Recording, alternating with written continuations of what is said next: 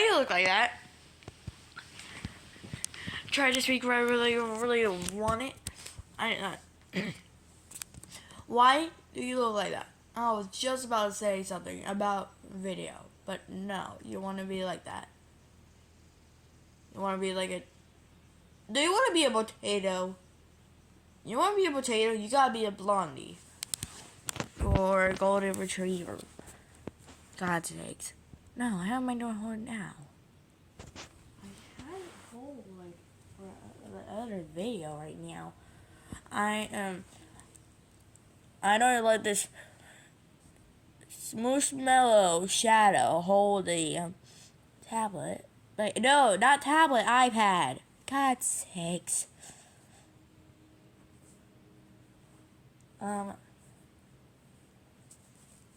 Shadow, you know you have a bad job, eh? You don't have a bad job to hold the flipping camera.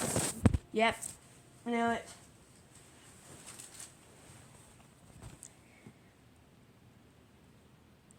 Yeah, I know. I don't know. Oh.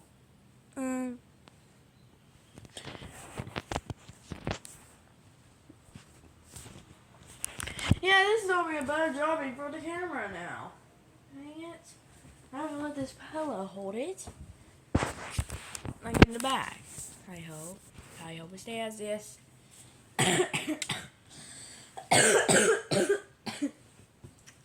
That's it.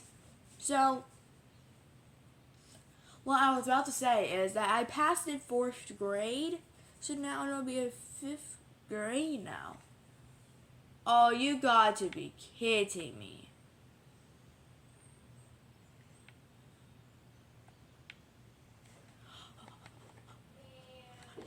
Amy. Anyways, I passed in 4th grade. Now I gotta wait till it's August to become a 5th grade.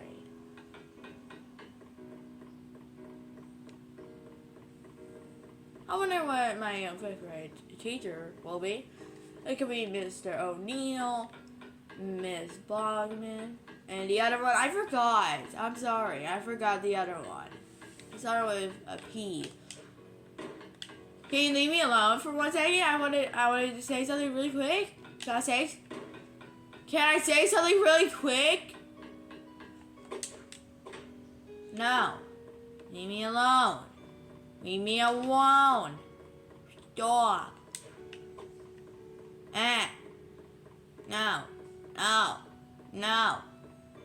No. Quit. It is dark and dot right now.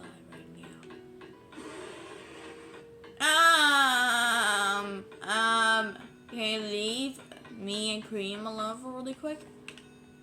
Like,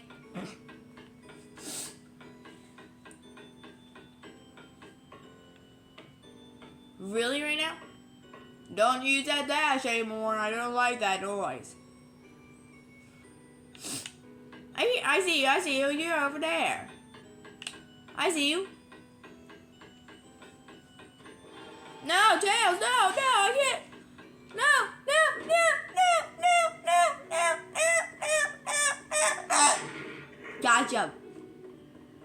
Gotcha, itch.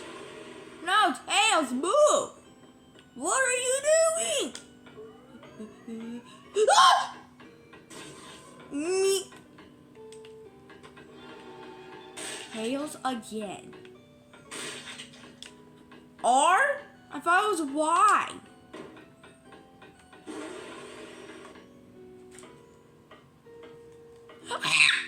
I'm trying to find the R button really quick, boy.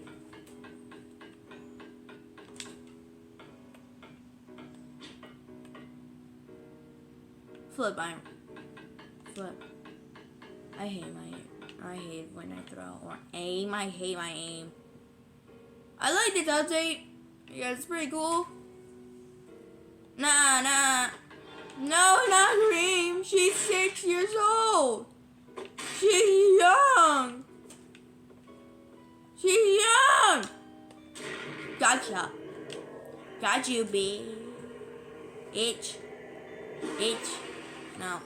I don't know. Nah. Juke. Itch. I'm not saying the actual word, but really quick, I'm not actually saying the word because I'm 11. I'm saying like itch because I have itch.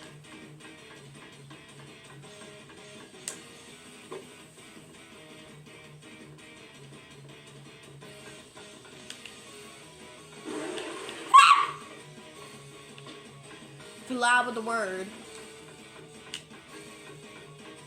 To lab on the wall, not the word. I meant to say wall, not word.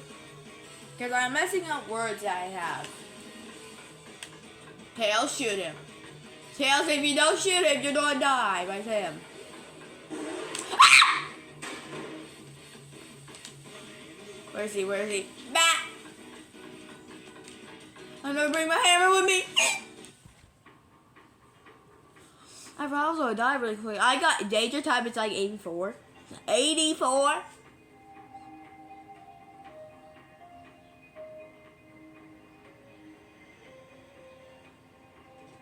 How did Kree got the 2 revives?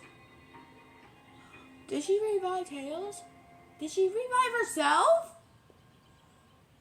Wait.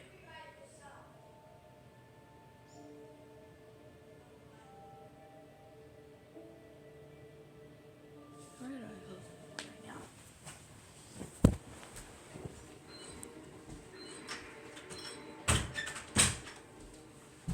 Oh my god, it's an emo shadow. I thought it was A. Really quick, it was A. Oh no, flip.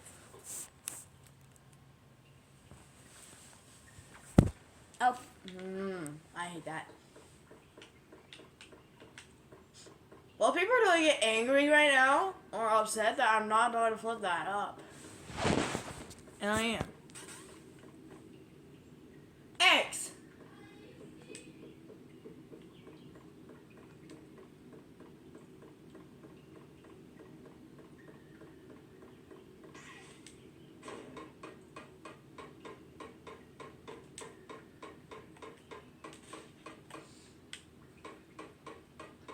I didn't know that Rouge had 4 abilities.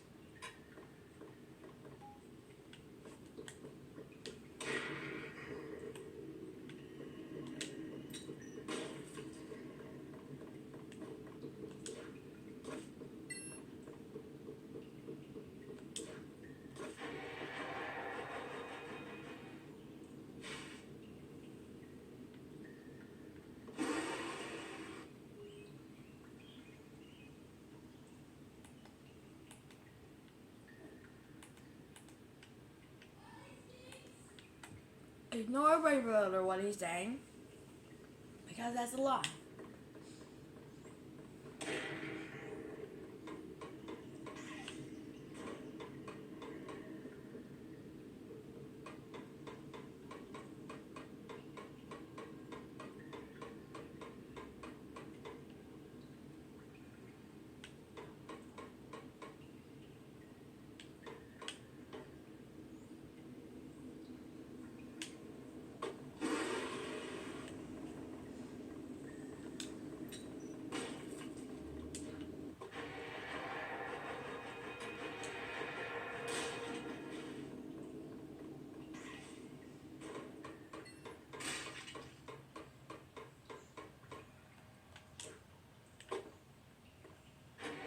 No, flip, where? I cannot save him.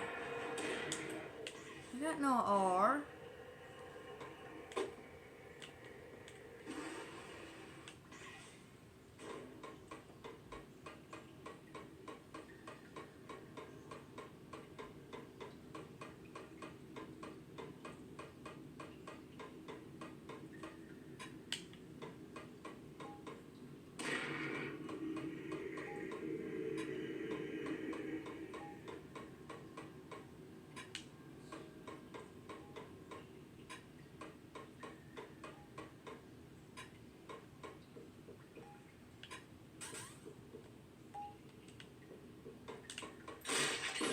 Dang it!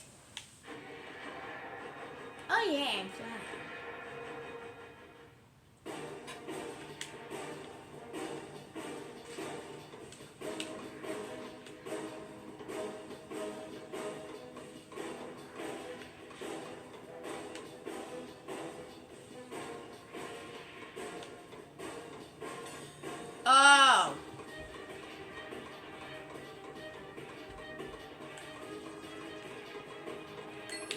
I'll flip. I can't.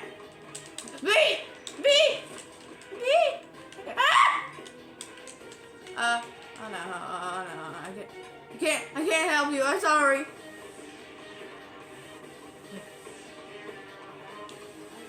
Oh, flip. I can't save him. Oh no. That's gonna be upsetting. I can't help him. No. I don't have R. I thought I could save him, but I can't. No. No, I can't. Oh. I couldn't save him. Oh. Is that a cat now? Oh, that's a bunch of cat naps.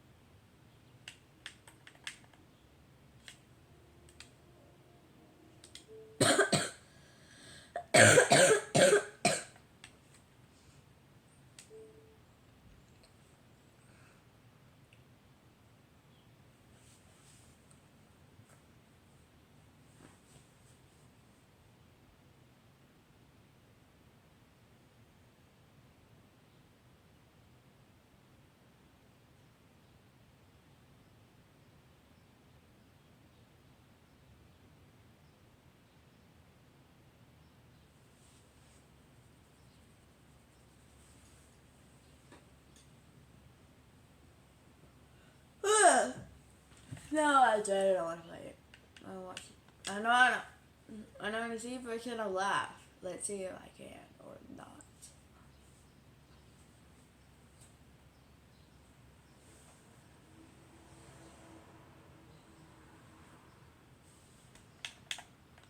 I'm a guess.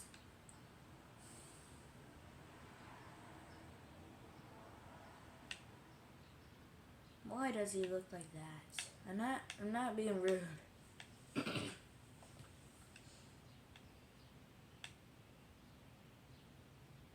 Oh God, Nigo? Nigo Zeke? No.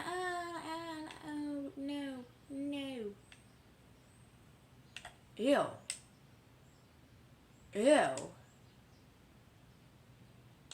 Hey everybody, whoa, that voice crack. Welcome back to another video. Today I'll be going over 5 backrooms levels with no known exits. With no exit, extremely hard to leave. These are essentially trap levels that once you get inside of them, you're probably not going to get out alive. The levels in today's videos are some of my favorites, so I do believe you will also enjoy them.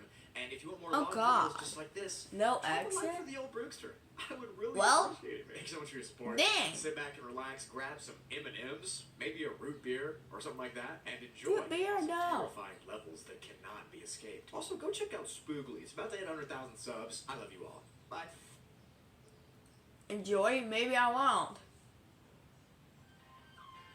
Johnny Diner Party. Backrooms level negative Ew. has been given classification of a class 5 difficulty and is heavily unsafe. The level itself is stable, and there's really one entity that calls this place home. His name is Johnny, and we'll get into him later, I promise. The level is highly dangerous. Okay, I hope you promise. Costs. But if you or another wanderer finds yourself stuck in it, you're gonna have to watch this video to figure out how to escape. It takes the appearance of an extensive and winding set of hallways and rooms that appear to be from a house complex. Okay. The house itself is non-linear, which means the layout and the design makes no sense. And the hallways' physical spaces do not follow any physics from real life.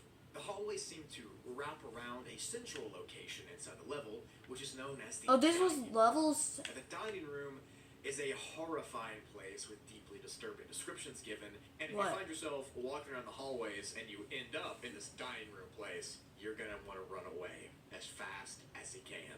The dining room looks just like an empty room with a table in the middle of it. The room is barely lit up with a dull overhead light, and just be warned, what I'm about to describe is grotesque. On the table in the dining room, you will see disembodied heads. Ew.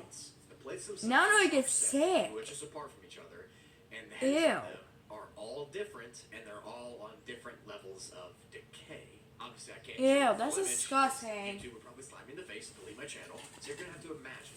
Use your imagination, you know. But the heads are thought to belong to the unfortunate wanderers who made it to the dining room and didn't leave in time before he got to them. Again, I'll explain him later, him being Johnny. Him but just later. Know, never to stay in Johnny? the dining area for a prolonged time, and never make any loud noises to attract Johnny, unless you want your head on a platter. The main characteristic of these hallways and rooms are that they're shrouded in a dark mist. Now, it's not that the level itself is actually dark. It's that the darkness seems to be real here. You can kind of feel when you cross over into it. It feels like mist or a fog in the morning. Anyways, this darkness and this physical lack of light floats around the basement and covers different parts at different times of the level. There are occasionally light switches on the walls here, but it is imperative that you never turn on the lights. Why? Ever. Never do it. Because turning on the light switch would reveal your location to Johnny, which is, of course, the worst thing you could do to yourself. It is possibly the worst fate in the backrooms, actually. It is important to note that this level is not infinite, nor is it very large. It's a finite place with only a select few floors and hallways and rooms to explore. The level's ambience is not absolute silence. There's actually a strange collection of sounds constantly echoing to the carpeted hallways. You cannot really refer to it as music because it's not really like musical. It's more like random notes and sounds playing in an unnatural and liminal way. Anyways, the sound is constantly beeping overhead, and it's really the only thing you can hide under from making noise to not attract Johnny. I mentioned just now that the level is multiple stories, and that's true. And there are different sets of staircases that you can take up or down to get to the 2 other floors. All 3 different floors have unique styles of design decorations, but they all follow the same house, hallway, and room style that the entire level does. When you walk up or down one of these staircases to get to the other 2 floors, the way you came from will shut and go away behind you, essentially forcing you to walk through this new floor until you find the exit back where you came from. In total, there are 3 zones for the first 2 floors, and the final 3rd floor has 1 single zone. This is referred to as the end zone. Now, the end zone is not actually a real zone you're going to explore. It's more of just a big room with a door on the other end. The door is locked until you find a key to unlock it, and the key itself is randomly placed. We're not explaining about Johnny or something. The rooms in this level are empty and they're plain.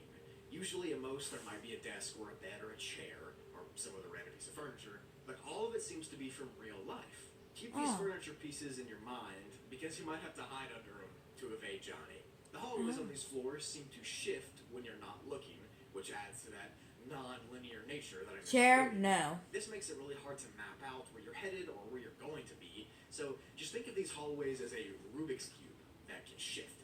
This is very important because you might find yourself running away or trying to hide from Johnny, and a hallway switch could be to your advantage or be to your detriment. It could bring Johnny closer.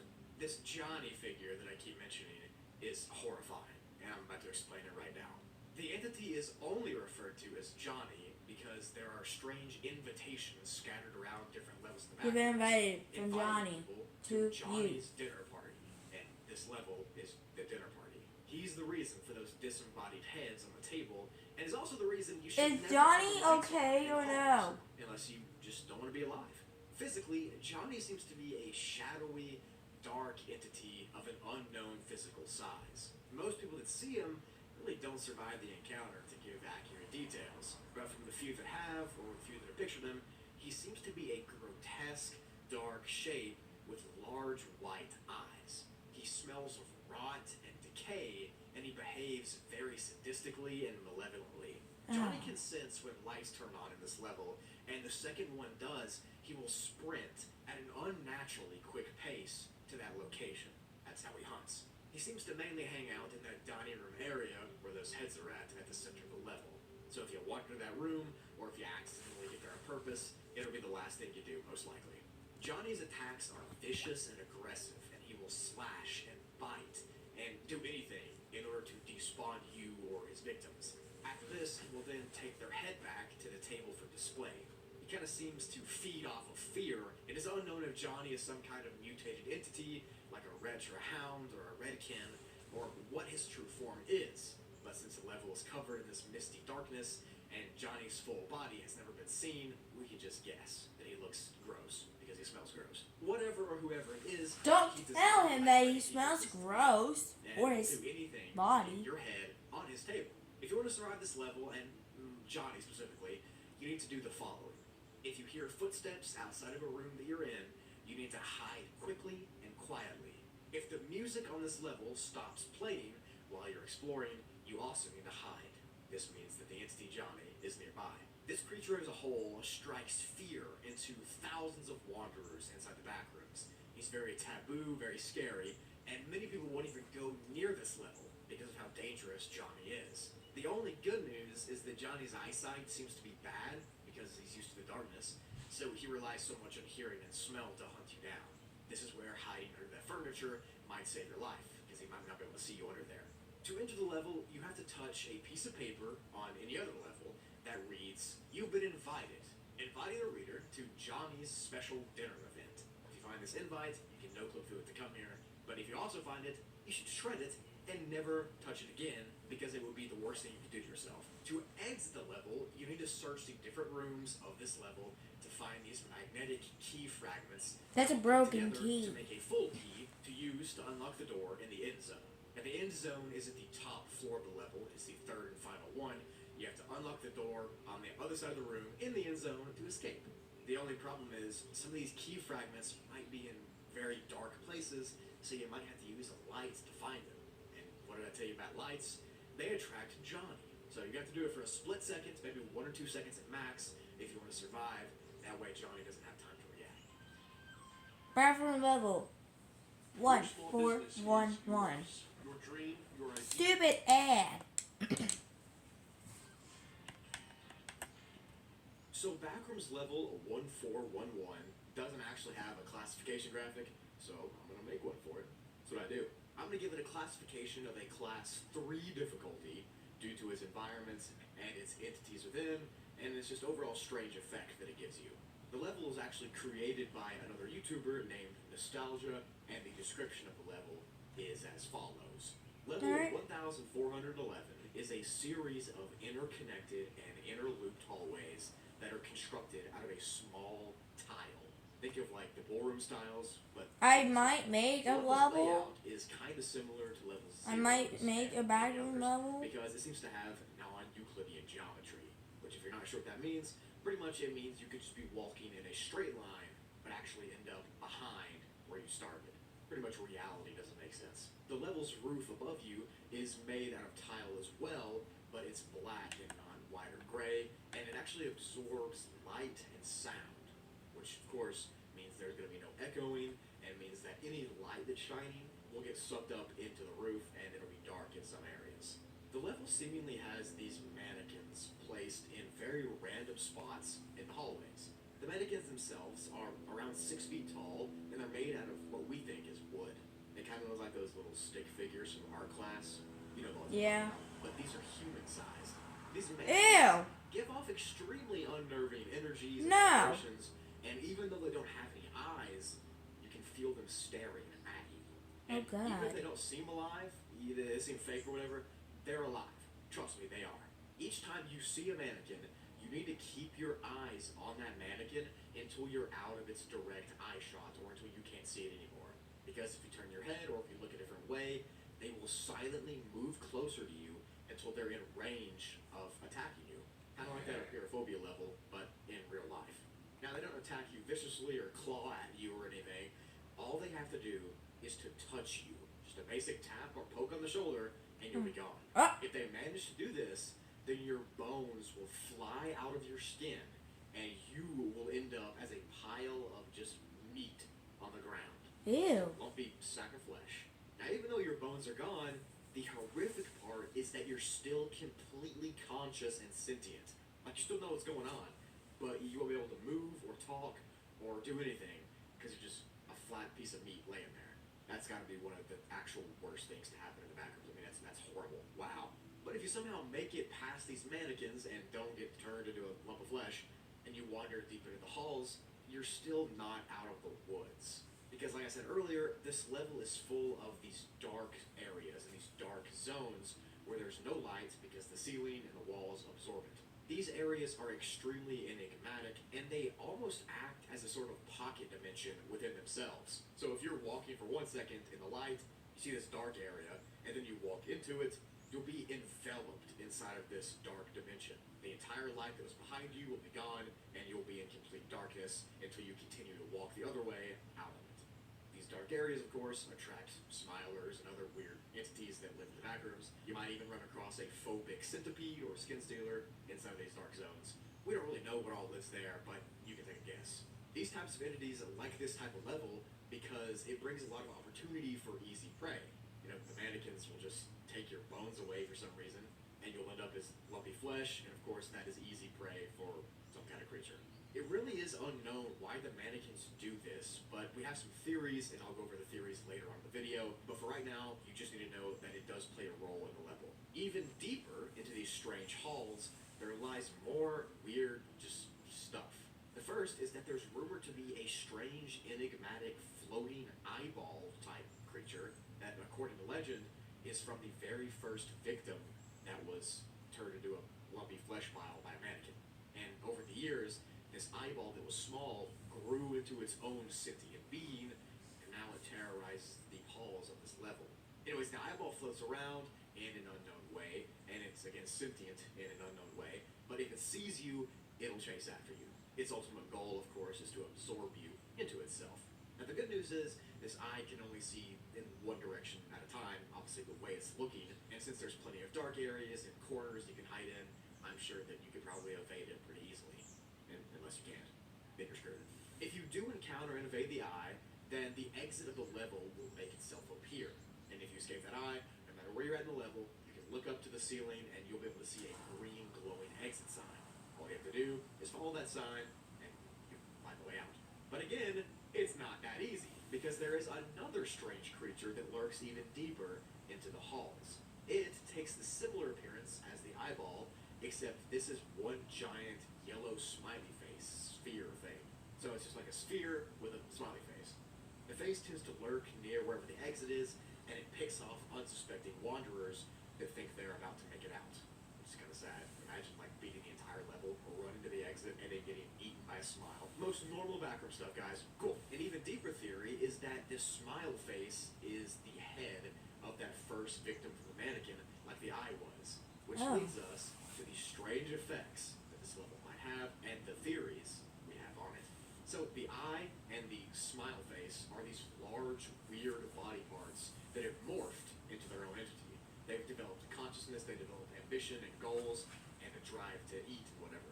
This leads us to believe that the level has the ability to take these body parts of wanderers who got deboned by mannequin and evolve them into entities of their own, with their own thoughts and minds.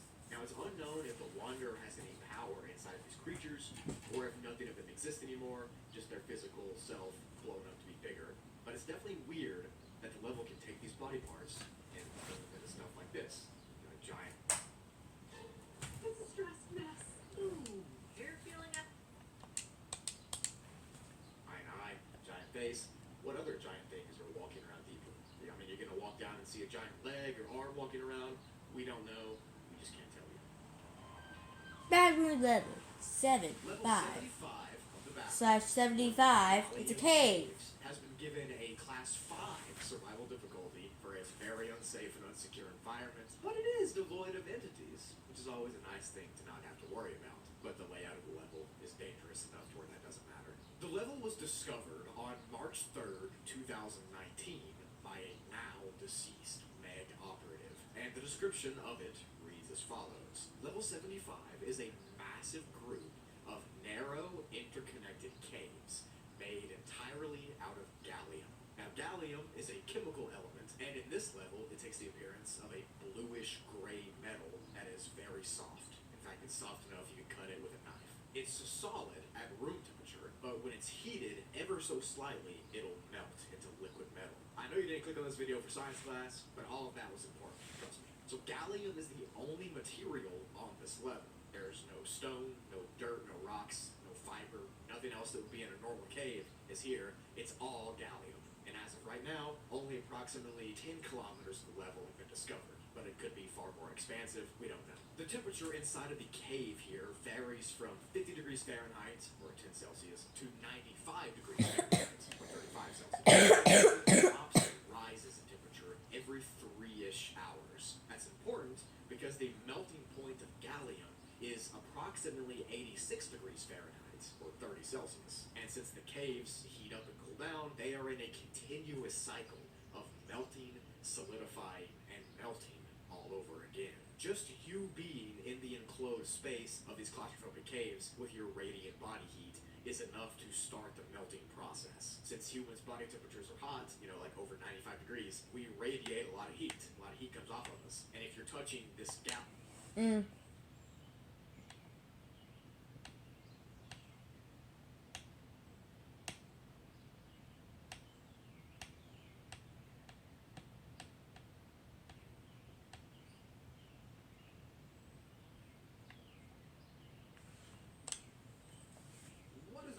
I like this YouTuber because he's amazing. Looking at another My Little Pony horror game. I'm saying that he's amazing.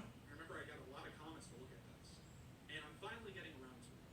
Today we are taking a look at the Cookie Virus. I did also look into the Cookie Virus as well. It's going to be a pretty cool looking story. I love the artwork from what I can see so far. So we're going to take a look at the pinned video first, because this one has information that we need, and that's why it's pinned, because I think that's the beginning of the story, and then we go down to where it starts. So, before I jump into this, I just want to read the description right here. Anxiety Monster, the creator, said, I love the MLP virus slideshows. I wanted to hop on this before the trend dies. As you probably guessed, this is based off the episode 28 Pranks Later. Rainbow Dash just wanted to pull off a harmless prank, but ended up putting all of Equestria in danger. Is that Twilight Sparkle? It is just like that one episode. No. I think I got to that episode. Gotta be kidding me. Because I've been quite inconsistent with watching it, and I'm only on season 2 so far. But I will get to that episode down the line, and I'll have a better idea of it. But I'm just gonna go off of the fact that it says it's based off of the episode, and we're just gonna go from there. So, the Cookie Virus stages. Journal entries by, but the name is scratched out in blood. It's Doctor Who's. The beginning pony.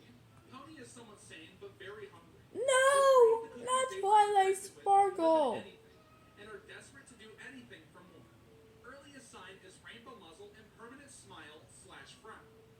It appears as if they're going blind, blown pupils, and they have a rainbow muzzle.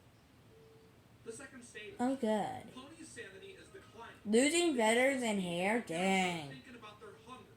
Bro, don't want to go bald. So, they start chasing down and eating anything living. In case they have cookies in their stomach, their mouths and their stomach begin to rot. Hair and feathers begin to fall out. Ew. Stretching induces skin tearing, stretching mouth, and losing feathers and hair. Holy shit. They did my girl Twilight dirty. Ew. Third stage. God's Sandy is sakes. They can no longer speak and only make desperate sounds of hunger and anger. They begin eating ponies, hoping for a sweet taste to satisfy their needs. Their mouths are starting to stretch or droop, depending on if they mutated with a smile or a frown. They are dangerously skinny. Different parts of their body begin to stretch and change, depending on the pony. Manes and tail hair have shed. Pony is unrecognizable besides the cutie mark. Sunken eyes or blind. Incredible sense of smell. Skinny and hungry. And mutations begin different for every pony. In this case, stretching limbs. Oh. Damn, that's actually terrible. If I seen that in an alleyway, I'd run the other direction. My god. And it appears as if there's a final stage, but it's all scratched out. You can't really read it too well. You can only read Run Away. But if we take a look at the outline in the back here, it looks like they have branches growing out. And I would assume these are the wings, and they look completely featherless. And it looks like just, oh man, that's terrifying. If I see that, I'm probably gonna be like, nah. Pretty excited for this. Rainbow Dash's journal, surviving the cookie virus. This is all my fault. I'm not the type to keep a journal, but Rarity says writing down your thoughts can help your nerves and keep your thoughts straight. Right now, me, Applejack, Rarity, and the Cutie Mark Crusaders are hiding out in the Sweet Apple Acres barn. We've barricaded all of the windows and doors, but we can't stay here forever. We're all fine, just pretty shaken up. Applejack is looting the barn, finding anything we can eat or use as weapons. She refuses to look at me or even speak to me. Rarity is panicking, that's obvious. But she's trying to calm her sister down. Poor Sweetie Belle. I did watch this video, and I'm really upset that Applejack, Apple Bloom and Trying to comfort Sweetie Belle and help AJ. But Scootaloo also isn't speaking. there's 2 deaths in this video. We're all that's left in Ponyville as far as I know. We gave everyone those horrible cookies. All I can see when I close my eyes is Twilight's twisted grin and Fluttershy's drooping frown. I don't want to think about them. Oh God. Pinkie Pie was the first pony who ate a cookie, but I haven't seen her anywhere. She wasn't at Sugar Cube Corner with the poor cake family. Those little cake twins. What have I done? Oh man. Pinkie Pie is actually still alive. She's not actually kind of affected. That's so sad. Oh, they did my girl Flutter's dirty. Anyway. No, Virus stages. not Fluttershy. But if we look very closely here, it looks like the word hooves is shown. So perhaps the ponies Doctor Who. overlooked by Dr. Hooves, perhaps? That's the only assumption I have. Not Fluttershy, bro. Beginning stage. Same as Smiling Pony. Pony still has some sanity, but is very hungry. All they talk about is how much they need the cookies they were infected with. Earliest sign of infection is rainbow muzzle and permanent smile/frown. Permanently drooping jaw. Unlike Smiling Pony, pupils are dilated and eyes begin to sink. Oh, Jesus. Second stage. Pony's sanity is declining. They can still speak, but all they seem to mumble is the word cookies. They are extremely desperate for cookies. So much so, they start chasing down anything living. At this stage, they often find and eat small animals. Though if confronted by a pony, they won't hesitate to attack. Their mouths and stomach begin to rot, hair and feathers begin to fall out. Sunken eyes, possibly blind. Drooping jaw induces skin tearing. Oh my god. That's worse than the Smiling Pony. Third stage. Sanity is completely gone. Pony can no longer speak and can only make desperate sounds of hunger and anger. They begin strictly targeting ponies, hoping for a sweet taste to satisfy their needs. Unlike Twilight Sparkle, who I observed in the past, Fluttershy seems to droop downward instead of growing taller. Do all frowning ponies mutate this way? I am unsure, but it's too dangerous for me to find out. Mane and feathers have completely shed, and Pony is left unrecognizable besides the cutie mark. Eyes? She keeps staring at me. Drooping/stretching neck? Unhinged jaw? Teeth? Doesn't look like they have any teeth. This one is also scratched out. I can see Flutter staring at me. That's actually terrifying. But you can actually read a bit of this one here. It says final stage. Pony is beyond recognizable. I think they meant to put unrecognizable, but that's just me. Can't even call it a pony anymore. Blind, but has incredible hearing and sense of smell. Breathing is rapid and rigid. It is very hungry. It will lunge and attack at any noise or scent of blood. Stay indoors and lock the doors. Going outside is guaranteed death. I think she can see me. Can she see me? She sees me. Damn, they did my girl Flutters really dirty. Man, every AU is doing my girl Flutters dirty as hell. That's so sad. Rainbow Dash's Journal, Surviving the Cookie Virus, Part 2. We camped out in the barn for only 2 nights. Before we were spotted, we heard an awful groaning sound, and I took a peek outside. A mangled and gritting Granny Smith was slowly approaching the barn. Luckily, she was far away enough for us to have time to pack up a wagon of supplies and book it out the back door. AJ and I pulled the cart with every pony inside, but even with 2 of the fastest ponies in Ponyville, running in sync, an awful thudding sound was echoing behind us. Granny was chasing us. Apple Bloom started crying. That's my Granny. She's family. We have to help her. I took a look at AJ, and she had tears in her eyes. That ain't our family no more, Sugar Cube. We didn't know where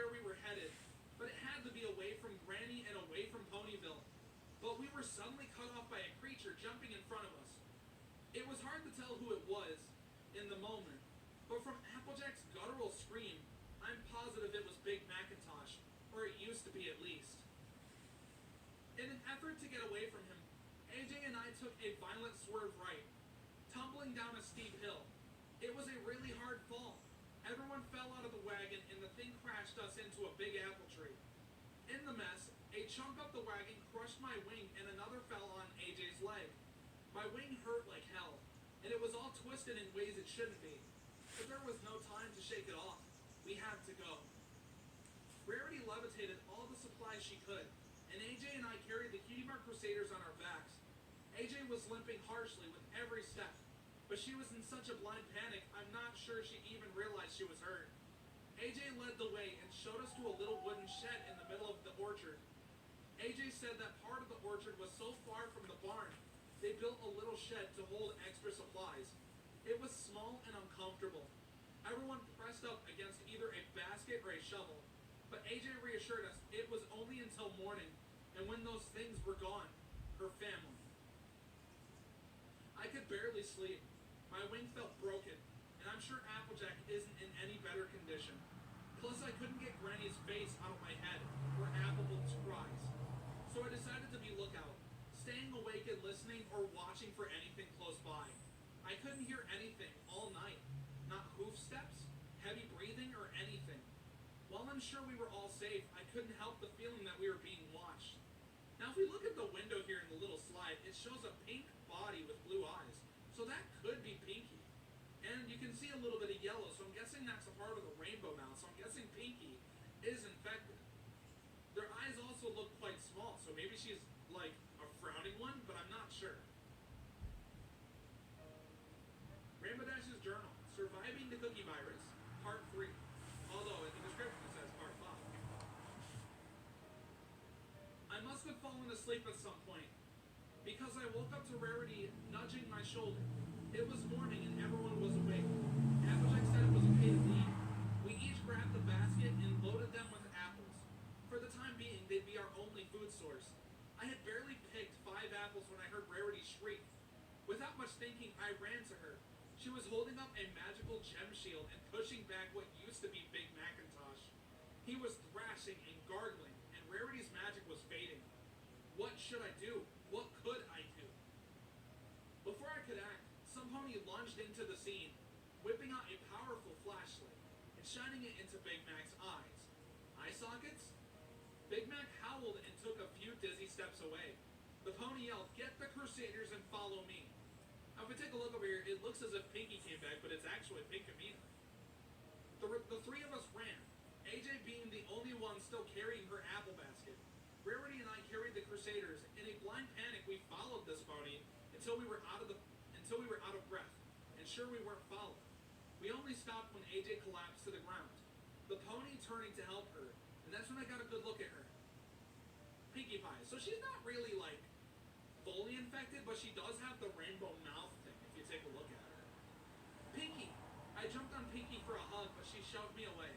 This confused me because I've never been denied a hug from Pinkie Pie, but she did look a lot different. As she helped AJ to her hooves, I got a good look at her. She had her hair down, multiple scars on her body, and her mouth was rainbow. "I'm not infected," Pinky said, "and I'm bunkering at Fluttershy's cottage. Let's go." AJ ended up ditching the apple basket, and Pinky carried her on her back.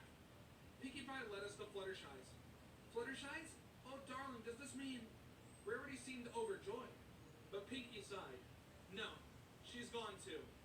But she's also not home. Hasn't been for a while.